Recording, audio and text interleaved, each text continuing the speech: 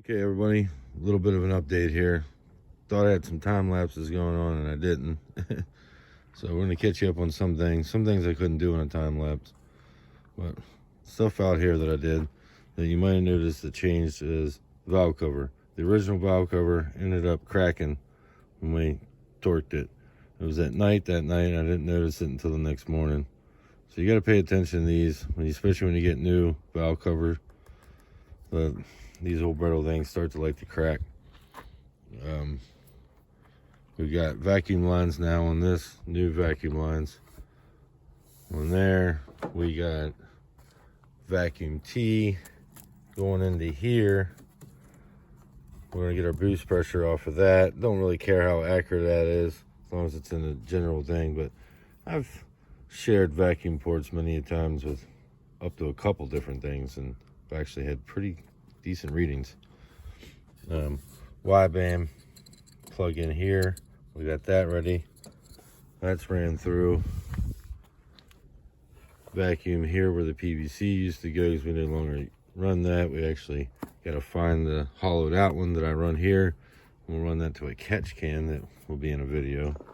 Maybe this one, not sure. Making this a series, so if you ain't watched all of them, there's so far 4 parts. So if you missed any of them, go back and check them out. Vacuum line here, and here.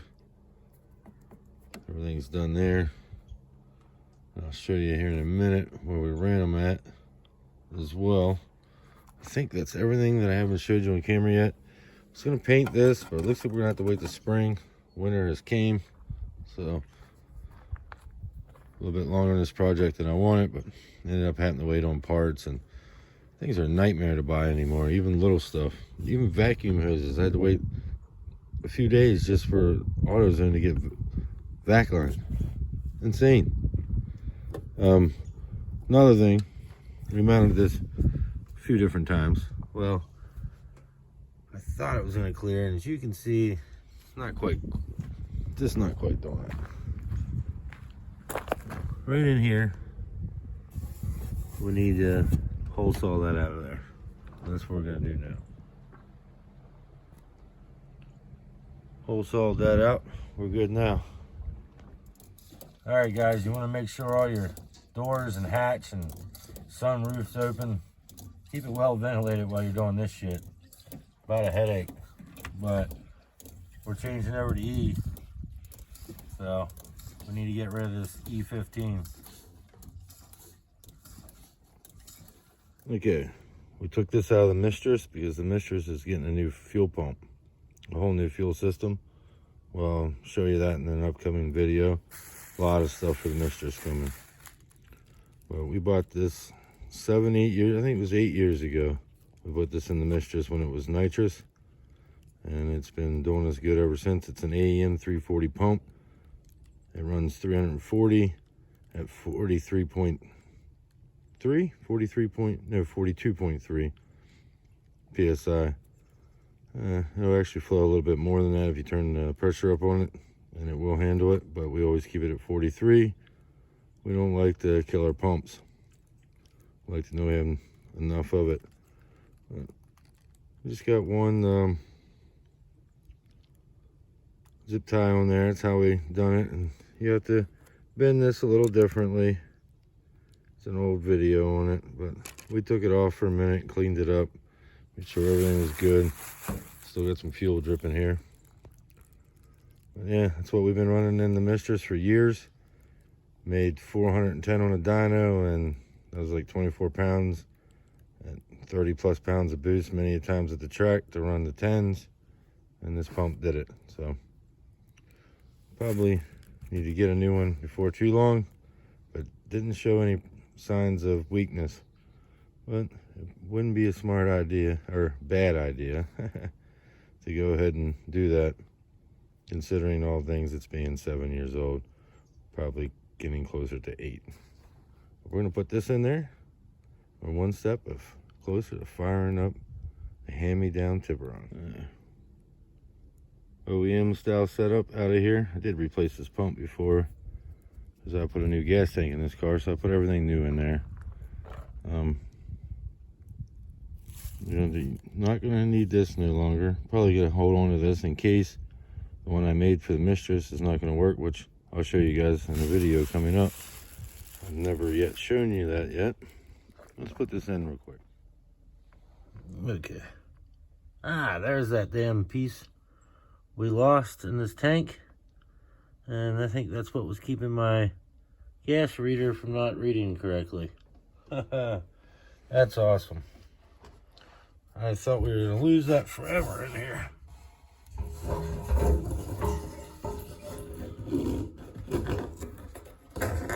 That's what actually kept the new gas tank from getting anything in it when you got it. And I think that's what was keeping our reader from working. Now this is going to be kind of difficult only having one hand operating the camera, but you can see you got a little trap door down in there. And that's what you're aiming for when you're putting this in here.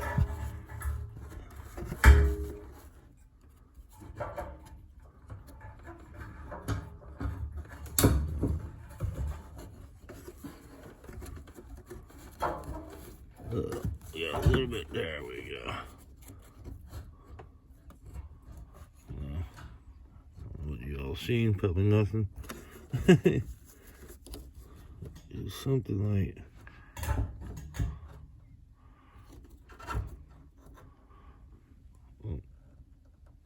that. It's right in there. Sits right in there, nice and perfect. And, guarantee my gas gauge works now since that's out of there.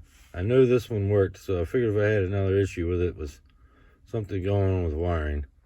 And I totally forgot about that piece when I set the gas tank in. I went to pull it out and it fell in. Now it's out of there. Good deal. Okay, not sure if I even videoed how to take this out, but literally there's just a cover right here. You pull that out, and then your 10mm here, wiggle that out of there. Be careful with it. Then you got your 1, 2, 3, 4, 5, 6 there, and then your return line is right here as well. We're closing ours back up.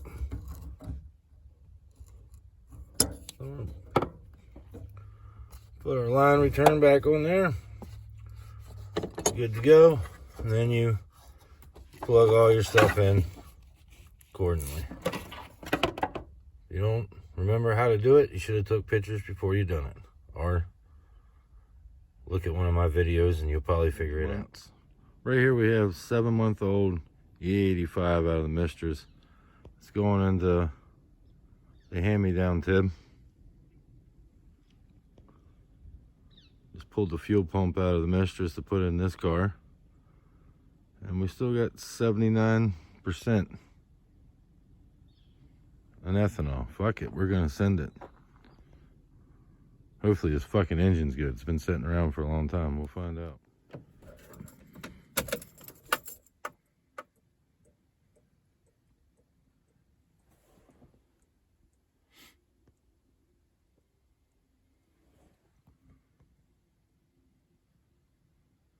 Right now we're just calibrating our Y band. Should be ready to flip over any second. Should say 22.4 right about now. There we go. Calibrate it. Solid green light. Ready to get some more Y bands. Alright, we got the Megasquirt 1 in there. Plug and play up in there. Everything's up in there. So now, hopefully, we can get the damn thing to start. Would be nice. Any luck in 2022 at all. Try to start this fucking thing up.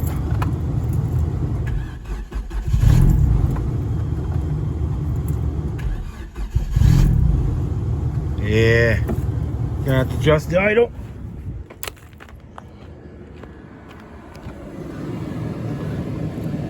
Gonna have to get in here. I figured that I left it loose because of this.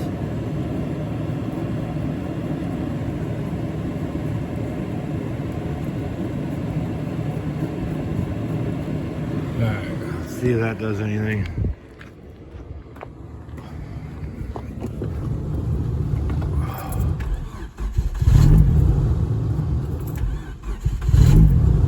Alright, that's not doing nothing.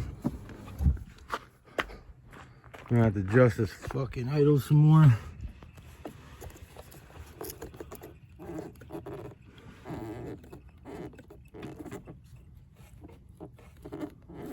There we go. That's pretty.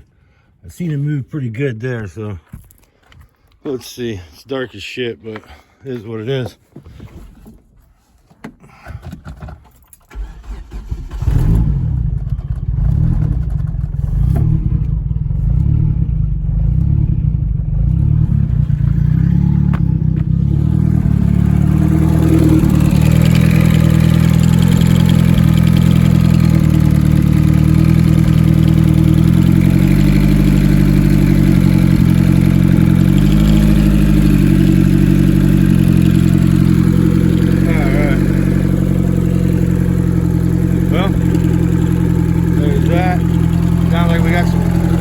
Ticking going on.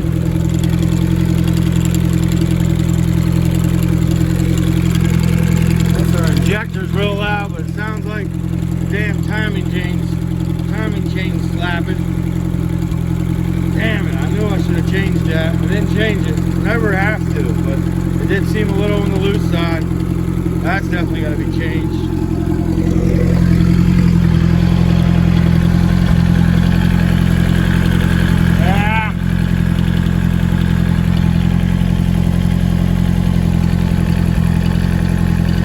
I hear a rattle.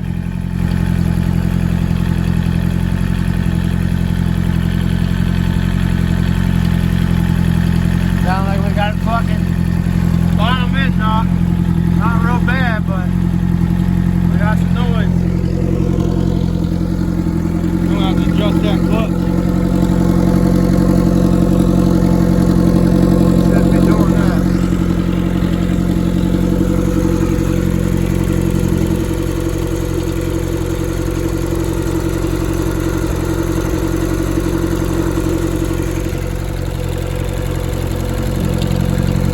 I don't know.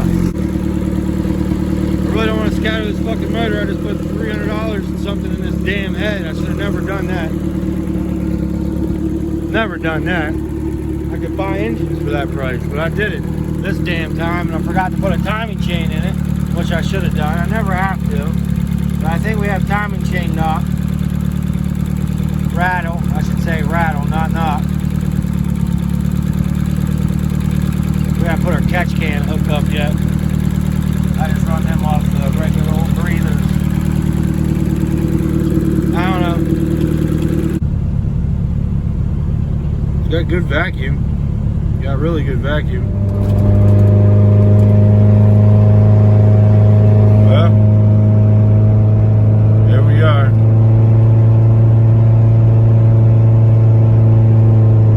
Driving the hand-me-down Tiburon.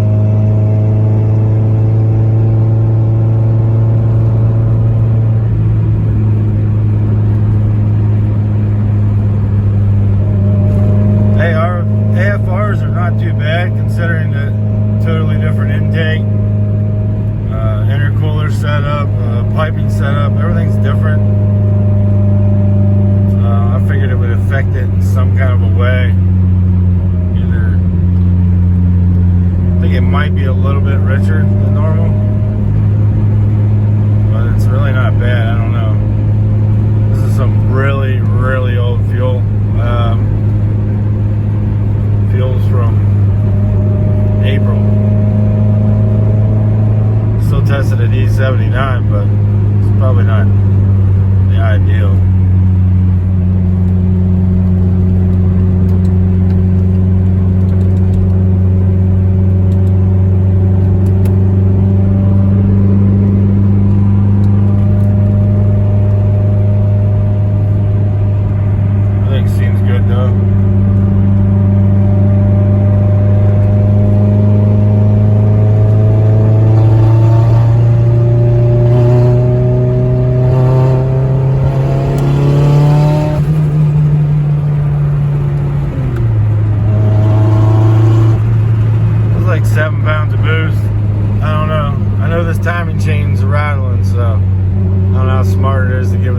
loose at all. I think I gotta adjust my throttle body cable. It feels a little tight. You may need one. These R sides, it starts to mess up, but hey, so far so good.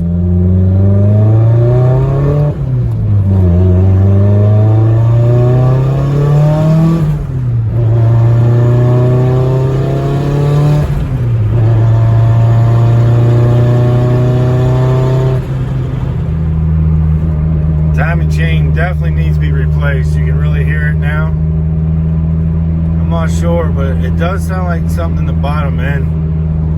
As soon as I started it, I thought I could hear it, but I don't know. I'm gonna put that timing chain in and then go from there, because it, you know, it might be all it is. So that's not too bad, because we don't even have to take the timing belt off, take the valve cover off, and just pull the intake cam. Just put it in. We'll just put it in time and everything, so we know where it's at, and then take out the intake side and put a new chain on it. Put the intake cam back in. We should be good with the chain. Then we're gonna try that first. We don't want to be beating on it until we do that. But